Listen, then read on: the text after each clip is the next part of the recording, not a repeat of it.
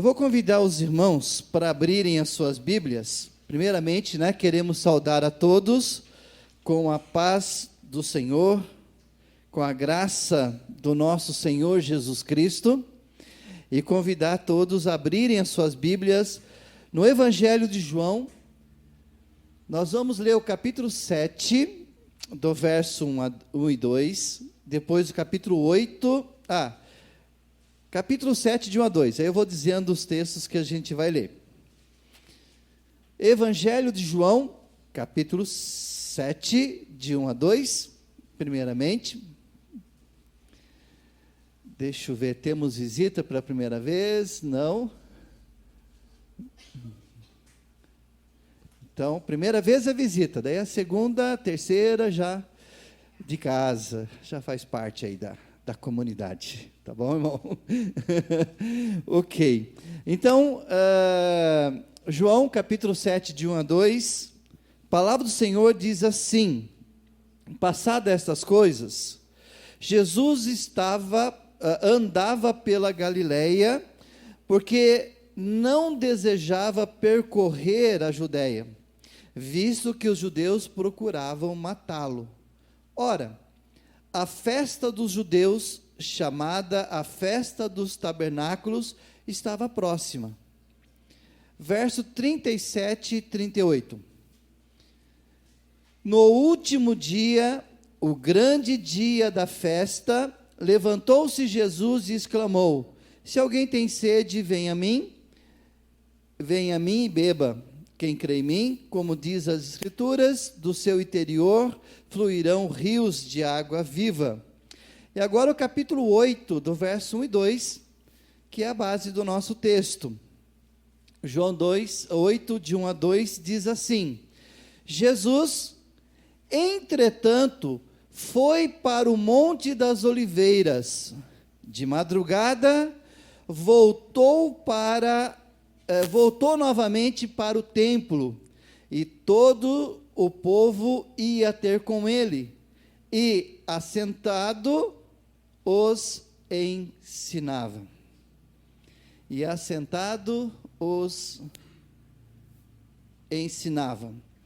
Muito bem, irmãos, o tema dessa noite, uma grande mensagem de salvação. Nós vamos fazer essa mensagem de hoje para reforçar os irmãos que estão fazendo o curso de evangelismo e discipulado.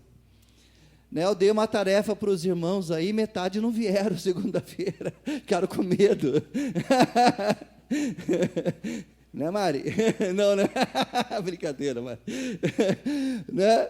Mas aí a gente vai reforçar a ideia do plano de salvação. Muito bem, irmãos, vocês olham para o texto e vocês vão perceber que tudo está acontecendo no término de uma festa chamada a festa do tabernáculo. Não dá para a gente explicar agora, sobre a festa do tabernáculo, mas a festa do tabernáculo, ele é a última de uma série de festas comemorativas para o povo de Israel, festas obrigatórias. E essa festa, ela demorava 15 dias, e essa festa, todos os judeus até hoje, eles ficavam 15 dias habitando em tendas. Até hoje. Nesta festa, eles deixam o conforto do lar, eles vão habitar em tenda durante 15 dias, os que trabalham vão trabalhar e voltam para a tenda, aonde não tem chuveiro, aonde não tem banheiro é público, aonde não tem, faz uma única refeição por dia, e a ideia é relembrar a saída da escravidão do Egito, e aquela caminhada de 40 anos pelo deserto, em que eles habitaram em tendas. Nessa festa, eles esquecem do luxo, eles não podem ter celular, eles não podem ter televisão nesses 15 dias, aonde eles vão dar tempo, para a família, tempo de adoração a Deus, e durante 15 dias eles estão relembrando daquilo que Deus fez, desde o momento que Israel foi libertado. E no 15º dia, 15 dias, né? No final, era feita uma grande assembleia, aonde eles encerravam o Velho Testamento, a leitura do Velho Testamento. Irmãos, os judeus, todos eles começam a ler a Bíblia no mesmo dia e termina a Bíblia no mesmo dia. Olha que interessante. E quando é que eles terminam a leitura da última paraxá, da última passagem da Bíblia? É nesta festa. E aí, no dia seguinte, eles começam a nova leitura de Gênesis para frente. E é por isso que nesse dia há um grande momento de estudo da palavra, para encerrarem a leitura das Escrituras. E começar, a partir do dia seguinte, uma leitura nova, né? Chamada de Paraxá, uma porção da Bíblia que começa em Gênesis, chamado Paraxá Berite, Gênesis 1 até até uma certa passagem da Bíblia. E aqui então, Jesus está nessa festa, e interessante que quando acaba a festa, as pessoas, os peregrinos, eles iam para o Monte das Oliveiras, e ali eles armavam as suas tendas, preparando então para no dia seguinte voltarem para suas casas. Mas a Bíblia vai dizer que quando terminou a festa, todo mundo lá, né, no Monte das Oliveiras, Jesus estava lá com seus discípulos, mas Jesus resolveu de madrugada ir para o templo, e uma multidão vai seguir a Jesus, e lá no templo, Jesus então, ele vai o quê? Ensinar aquela multidão. O grande ministério de Jesus é o ensino. O grande ministério da palavra de Deus, ele vai além da pregação, ele vai no ensino. E Jesus, então, ele vai ensinar. Mas eu vou fazer uma pergunta para vocês. O que Jesus vai ensinar? O que será que Jesus vai ensinar lá no templo? Ele começa, não um ano novo, né, mas ele começa o novo período de leitura da Bíblia, ensinando o quê? Será que ele vai ensinar sobre prosperidade? Será que ele vai ensinar como a pessoa fica rica? Qual será o ensinamento de Jesus? Quem que dá um chute aí? Rapidinho. Jesus vai ensinar. Será que ele vai ensinar o segredo da felicidade? O segredo do lar feliz? Não, amados. O que Jesus vai ensinar? Ele vai ensinar a doutrina da chamada hamartologia, a doutrina do pecado. Como que a gente sabe disso? Olha o verso 7. Quem pode ler o capítulo 7, verso 7? Bem alto para a gente aí.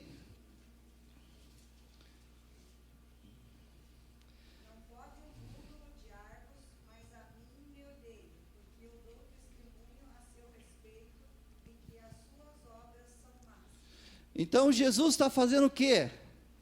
Ele está dizendo, por que o mundo me odeia? Porque eu aponto para os seus pecados. Eu aponto para os seus erros. E amados, essa é a doutrina que Jesus está ensinando. No verso 17, capítulo 7, verso 17, aparece novamente aparece a palavra doutrina, né? A palavra didaquê, é o ensino sobre algo. O que Jesus estava ensinando para o povo? Ensinando como o pecado, ele ofende a Deus, e como o verdadeiro cristão precisa abandonar os seus pecados. Amados, Jesus não passava a mão na cabeça das pessoas, não, ele apontava os seus pecados, e por isso que o mundo odeia Jesus, porque Jesus, ele dizia que para servir a Deus, a pessoa tem que abandonar os seus pecados, e que Deus não compactua com os nossos pecados. E dessa forma, Jesus evangelizava. E quando Jesus estava ensinando sobre o pecado, algo acontece. Os líderes religiosos, eles trazem uma mulher pega em flagrante adultério. Nós não vamos falar dessa mulher, porque a gente já estudou 2 sermões, a gente falou muito sobre isso. Mas acontece que Jesus está ensinando sobre o pecado, ele está mostrando como o pecado, ele é grave diante de Deus. E de repente, os líderes religiosos trazem uma mulher pega em flagrante adultério. E aí atrapalha a mensagem de Jesus. E o que Jesus então ele vai fazer?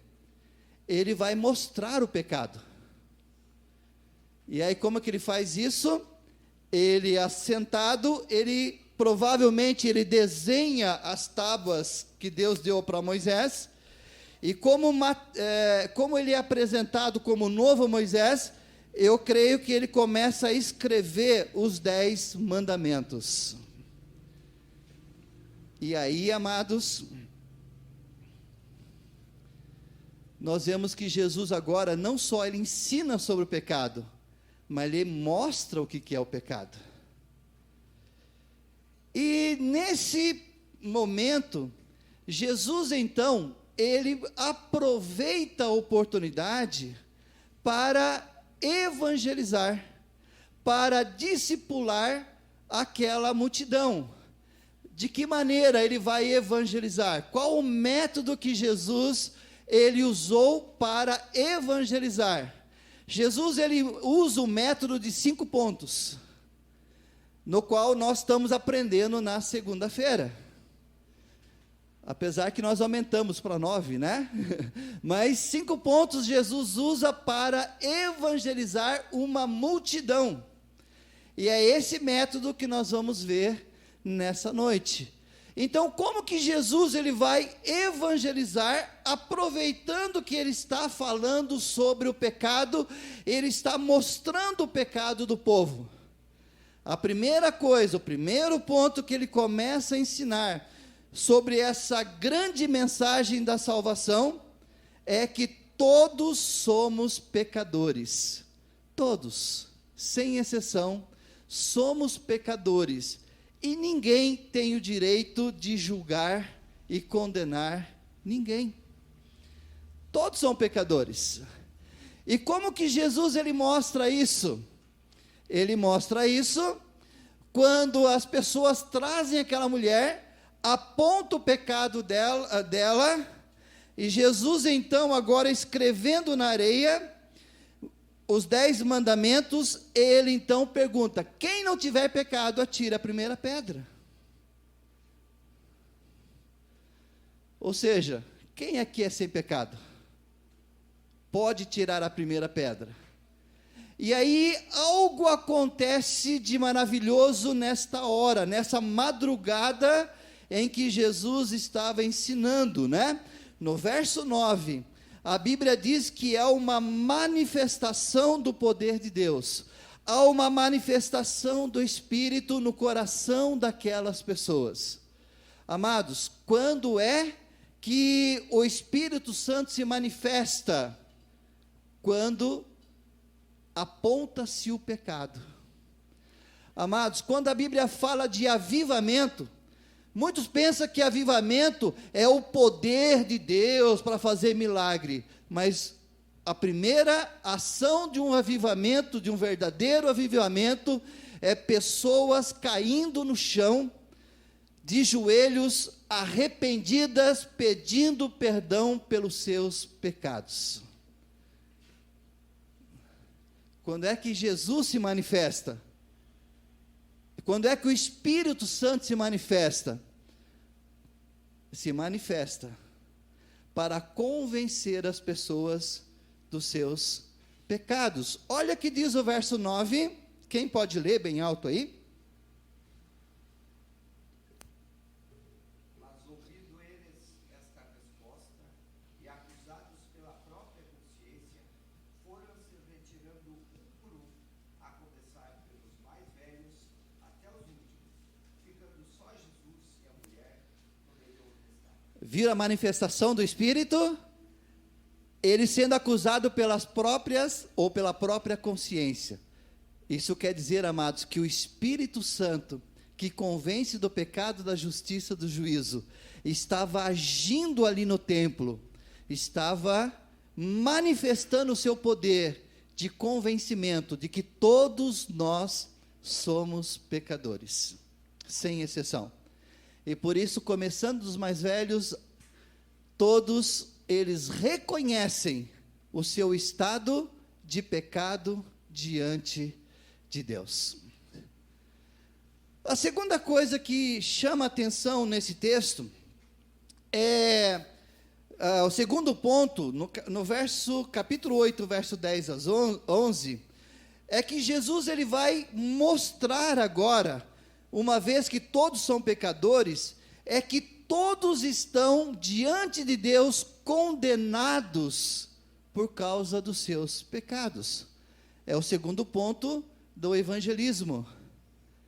Todos estão condenados diante de Deus. No verso 10 e 11, depois que todos saem, Jesus pergunta para a mulher o seguinte: viu, cadê aqueles que te acusaram? Ela falou, foram embora. E Jesus fala, nem eu te acuso. E eu faço uma pergunta para vocês, amados. Por que que Jesus ele não acusa? Por que que Jesus ele não condena ninguém? Por quê? Se todos são pecadores e todos estão condenados, Jesus não vai condenar de novo. Mas no capítulo 3, não precisa abrir, no verso 17 a 19, o próprio João vai dizer o seguinte, que todos nós, por sermos pecadores, já estamos julgados, já fomos julgados, já estamos condenados, e que Jesus não veio para condenar, porque já somos condenados, mas Jesus ele veio para salvar, e não condenar. Mas o que Jesus quer mostrar? Todos estão condenados ao inferno, sem exceção, por causa da nossa natureza pecaminosa.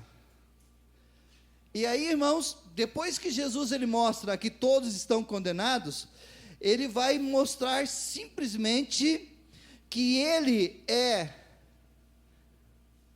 que uma pessoa, melhor, sem o perdão, sem aceitar Jesus, sem ter a sua natureza transformada, uma pessoa que ainda não entregou a sua vida para Jesus, sem o perdão dos pecados, estamos todos condenados. É o capítulo 8, 21. Quem pode ler o capítulo 8, verso 21, bem alto?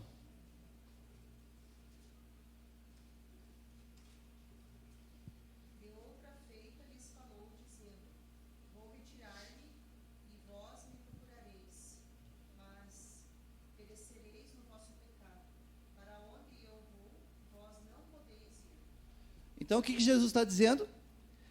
Que somos pecadores, estamos condenados, e quem não aceitar Jesus como Senhor e Salvador, vão morrer nos seus pecados, vão para o inferno.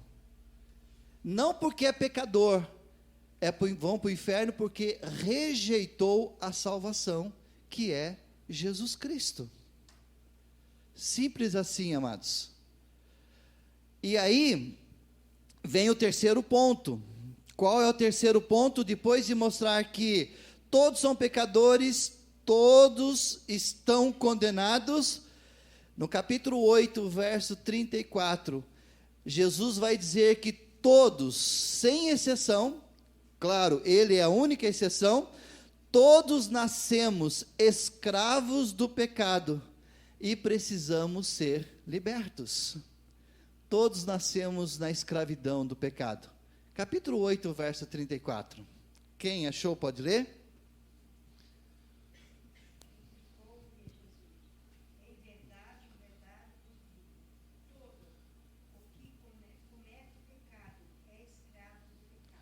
Então, todo que comete pecado, ele é o quê? Amados, quem daqui nunca cometeu pecado? Por favor, não atire a primeira pedra. Não atire.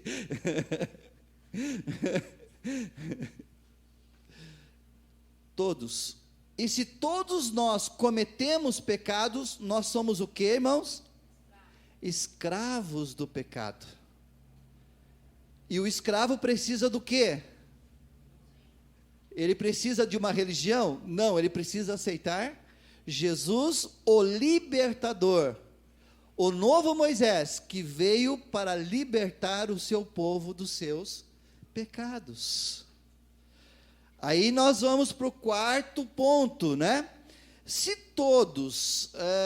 nós nascemos escravos, se somos pecadores, estamos condenados, e todos nasceram escravos, e somos escravos do pecado, então Jesus agora, ele como Salvador, ele veio mostrar o caminho da salvação. Agora sim, Jesus começa dizendo, olha, se todos são pecadores, todos estão condenados, todos nasceram escravos, todos precisam ser libertos, então eu vim mostrar o caminho da salvação, o caminho da libertação. Interessante que, qual seria esse caminho que Jesus vai mostrar agora para o seu povo? Como um processo de libertação da escravidão do pecado. Qual era a doutrina que Jesus estava ensinando mesmo? Qual? Qual era a doutrina que Jesus estava ensinando? Ih, vou ter que voltar no começo, espera aí, vamos lá, vamos ler o texto de novo? Não. Jesus estava ensinando sobre o quê? O pecado. Então agora Jesus vai ter que mostrar o quê? Como se libertar do pecado. O pecado é que separa o homem de Deus. Então o que Jesus vai ensinar como o caminho da salvação, sendo Ele a luz do mundo? Ele vai ensinar que todos os ser humano precisa crer em Jesus, se arrepender dos seus pecados e abandonar os seus pecados. Simples. Crê em Jesus, reconheça o seu estado de pecado, se arrependa dos seus pecados e abandone os seus pecados. Onde está isso? Está no capítulo 8, verso 11. Quem pode ler o verso 11? Bem no finalzinho do verso 11.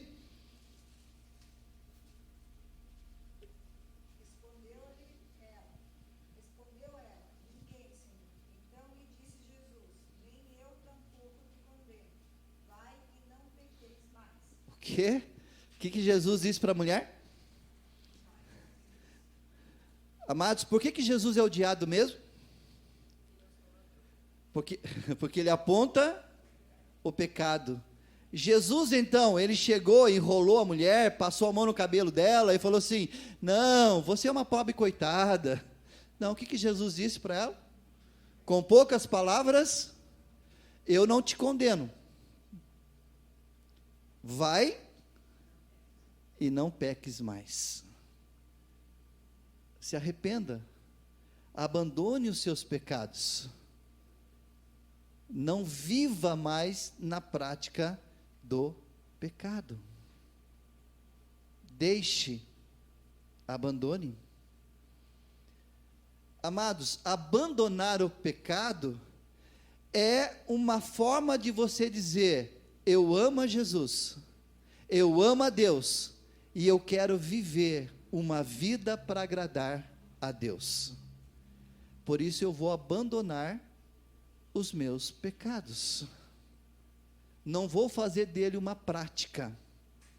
Agora, o contrário é verdadeiro. Uma pessoa que diz: eu não vou abandonar meus pecados, vou continuar vivendo. Eu sei que isso é pecado, mas eu vou continuar vivendo no pecado.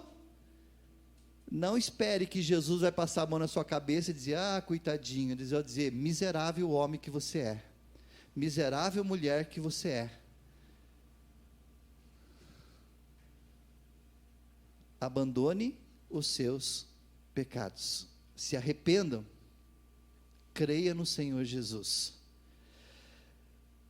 Deixa eu só dizer uma coisa para vocês, como uma aplicação. Irmãos, vocês percebem que os judeus passaram 15 dias numa festa, habitando em tendas, sem nenhum luxo, dando-se tempo à família e dando-se tempo a Deus, relembrando a libertação da escravidão do Egito. É por isso que Jesus vai falar dessa libertação do pecado. E depois de 15 dias, no último dia, houve uma grande assembleia, um grande culto de confissão de pecados, de arrependimento, de perdão de pecados, para começar agora, aguardando o início de novas festas. A mulher que foi pega em adultério, irmãos, ela não é uma mulher estranha. Sabe quem é essa mulher? É uma mulher da comunidade. É alguém que é membro da igreja. É alguém que estava na festa. É alguém que ficou talvez os 15 dias naquela festa, juntamente com a sua família, porque é uma festa familiar. E percebe então que não é uma pessoa lá do mundo, mas é uma pessoa que está dentro da igreja. Ela, sendo casada, ela vai trair o seu marido também com um homem casado, que também provavelmente era da mesma comunidade, estava dentro da mesma igreja, estava participando da festa, participou talvez daquela grande assembleia, havia encerrado aquele momento de festa, e agora voltaram para suas casas. Provavelmente o marido dessa mulher estava ali no templo, ouvindo o ensinamento de Jesus, mas a mulher, ao voltar para casa, ela não abandonou os seus pecados, ela continuou na prática do adultério, da traição. E ela foi pega em flagrante. Quando? Em madrugada, na madrugada. E aí levaram até Jesus. E eu quero dizer uma coisa para vocês, amados. Muitas vezes, nós vamos encontrar dentro da igreja mulheres que traem os seus maridos, maridos que traem as suas esposas. E quando isso acontecer, qual deve ser a atitude da igreja? Será que nós devemos condená-los? Será que nós devemos apedrejá-los? Assim a igreja queria fazer. Só que essas pessoas, elas estão longe do caminho, são apenas religiosas. E essas pessoas, elas estão fora do caminho de Deus. O que essas pessoas precisam? Ser julgadas, condenadas, apedrejadas? Ou alguém precisa levá-las para o caminho verdadeiro que é Jesus? Se fosse aqui, talvez nós iríamos apedrejar. Mas nós temos que aprender com Jesus que essas pessoas que estão no pecado, que não conseguem abandonar os seus pecados, elas estão longe da luz, elas estão nas trevas, e elas precisam se encontrar com Jesus, senão morrerão nos seus pecados. Então o que a igreja tem que fazer? A igreja tem que aprender com Jesus como discipular essas pessoas, e não condená-las, e não julgá-las. Discipliná-las, sim, é o processo da igreja, mas jamais atirar a primeira pedra. Nós temos que levar essa pessoa a sair da luz. Das trevas. Até levei um susto agora, né? Sair das trevas. E como? Nós temos que aprender com Jesus. Como Jesus ele vai tratar, discipulando. Ele vai mostrar o seguinte, amados. Nós temos que aprender com Jesus sobre o grande valor do discipulado. Como discipular vidas que estão escravas nos seus pecados. E aí no verso 12, quem pode ler o verso 12 bem alto aí?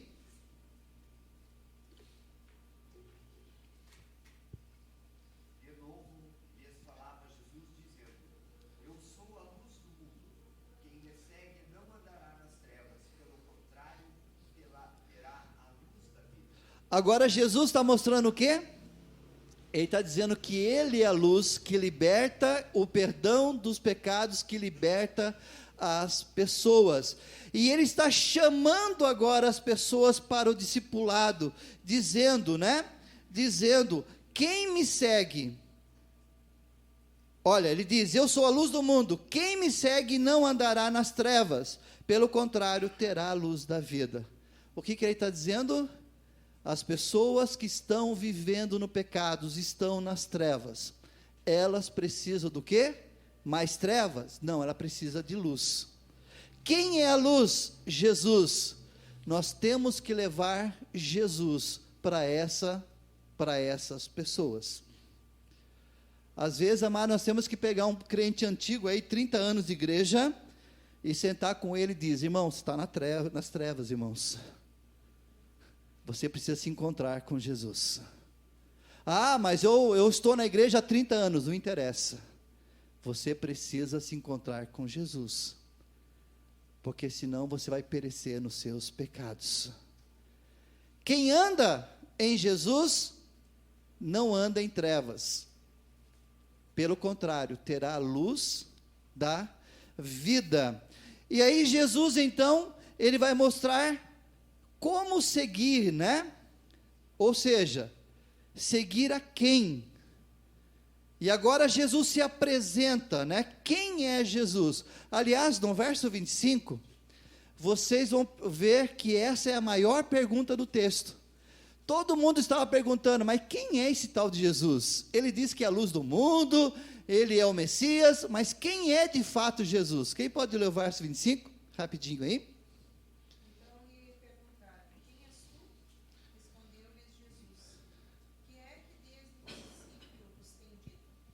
Ou seja, então qual é a maior pergunta do texto? A pergunta, quem é esse homem? Quem é esse Messias? Quem é esse Jesus que está falando sobre o pecado? Está falando sobre o arrependimento? Está falando sobre uma nova vida? Sobre abandonar os pecados? Quem é Jesus?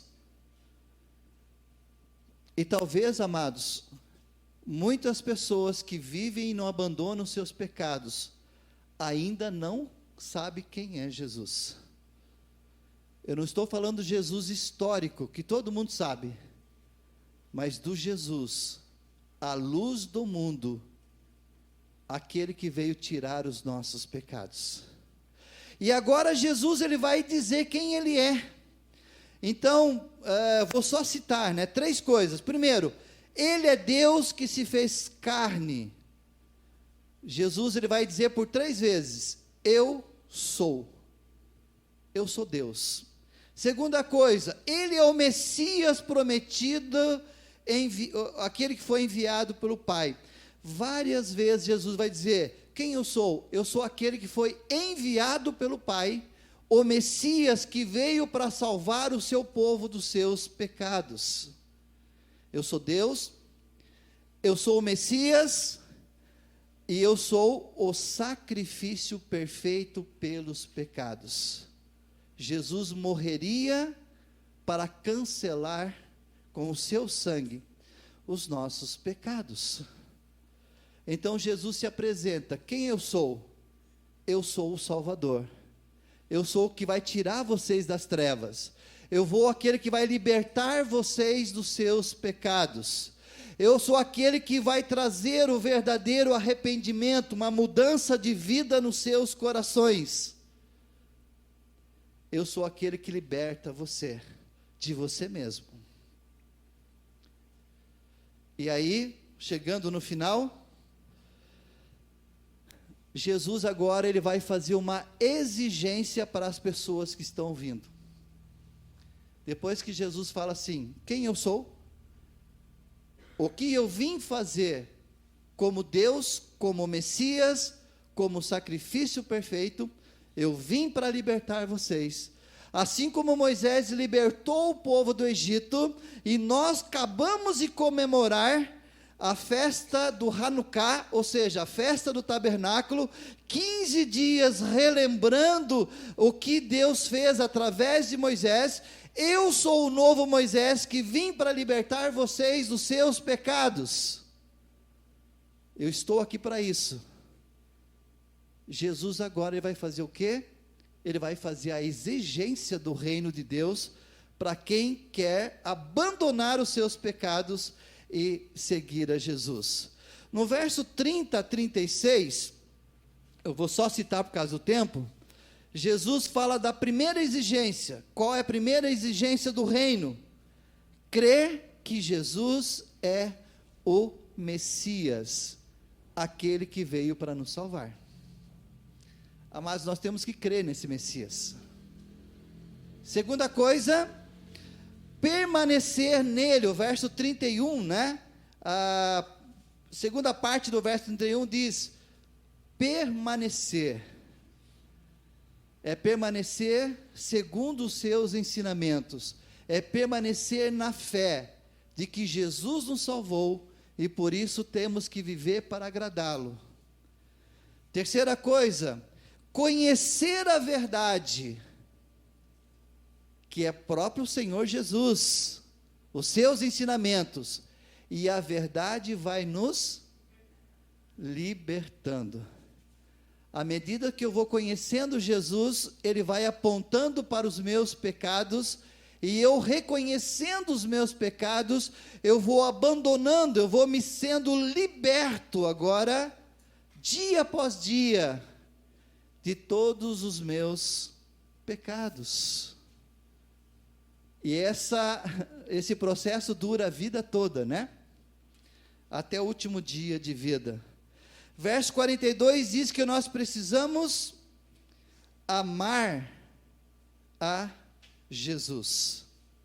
Precisamos amar a Jesus. E amados, só vai abandonar o pecado aqueles que amam a Jesus.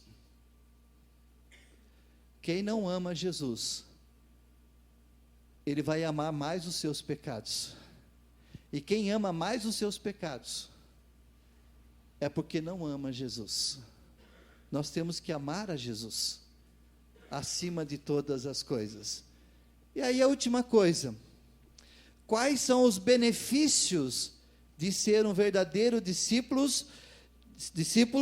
de receber Jesus como Senhor e Salvador, de aceitar o desafio de viver na luz, viver como Jesus gostaria que a gente vivesse. Quais são os desafios? Eu só vou citar. No verso 12, ele diz: aqueles que aceitarem a Jesus como seu Senhor e Salvador, jamais andarás nas trevas. Irmãos, quem aceita Jesus como seu Senhor, Senhor é aquele que tem o comando sobre a vida, Salvador é aquele que perdoa os pecados, Senhor é aquele que guia, esse jamais andará em trevas. Não quer dizer que não vai pecar mais, quer dizer que não vai fazer do pecado uma prática. Ele não vai andar em trevas. Verso 12 ainda diz: terá a luz da vida. Outra coisa, será adotado na família de Deus. Paulo fala isso em Romanos 8. Será liberto e salvo da ira vindoura. Verso 51 a 52. E a última coisa, será um verdadeiro discípulo de Jesus. Aqueles que reconhecerem Jesus como Senhor, convidá-lo Jesus para ser o seu Salvador, reconhecer os seus ensinamentos, abandonar os seus pecados, confessar os seus pecados e começar uma vida de serviço e adoração a Deus. Esses serão o verdadeiro discípulo. Depois de tudo isso, desse projeto de evangelização, Jesus está chamando as pessoas para abandonarem os seus pecados e se tornarem os seus verdadeiros discípulos. Jesus não evangeliza uma única pessoa, ele evangeliza uma multidão, mostrando que todos são pecadores, todos estão condenados, todos nasceram em pecado, todos precisam de Jesus como libertador, e aí Jesus apresenta o caminho da salvação, mostrando quem Ele é e chamando as pessoas: se tornem meus discípulos e tenham os seus pecados cancelados. Feche seus olhos. Feche os seus olhos.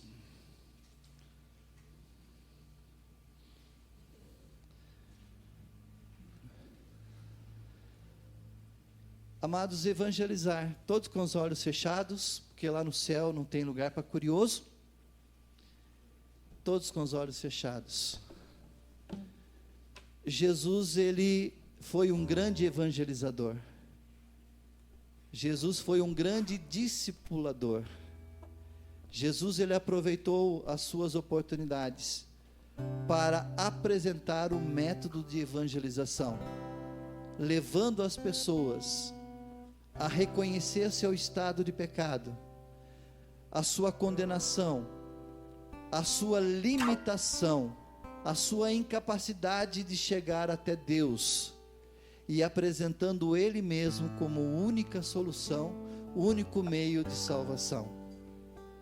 Amados, quando nós aprendemos isso com Jesus, nós não podemos deixar de aprender com Ele o papel da igreja, que é ir por todo mundo e pregar o Evangelho. Esse é o método de Jesus, é o método que nós estamos aprendendo nas segundas-feiras. Vamos orar. Senhor Deus, nós vemos, ó Pai, Jesus evangelizando os crentes, Jesus evangelizando a igreja, Jesus evangelizando os religiosos que acabara de estar num culto de 15 dias, numa grande assembleia, ali confessando os seus pecados. Jesus está evangelizando não pessoas salvas, mas ele está evangelizando religiosos que estavam dentro da igreja, que estavam praticando a festa de Hanukkah, obrigatória, mas sem abandonar os seus pecados. Por isso eu peço, Pai, nessa noite, Deus, converte os nossos corações, converte os nossos corações, que o Espírito Santo se manifeste da mesma forma que se manifestou na vida daquelas pessoas, aonde houve uma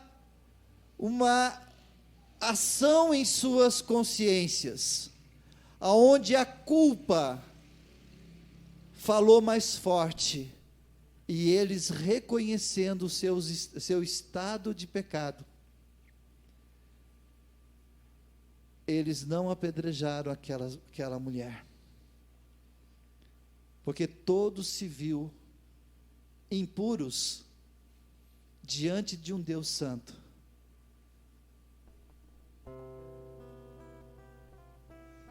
Mas a Bíblia não diz que eles pediram perdão dos seus pecados. E assim, Pai, nos ajude a entender que todos somos pecadores e precisamos do perdão de Deus, e esse perdão tem nome, é Jesus em nossos corações. Nos ajuda a entender, ó Pai, que os verdadeiros discípulos são convencidos a viver uma vida digna na presença do Senhor.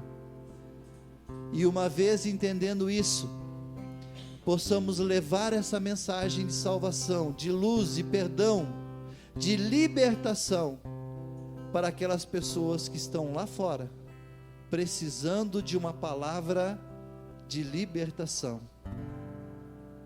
É o que eu te peço, Pai, em nome de Jesus.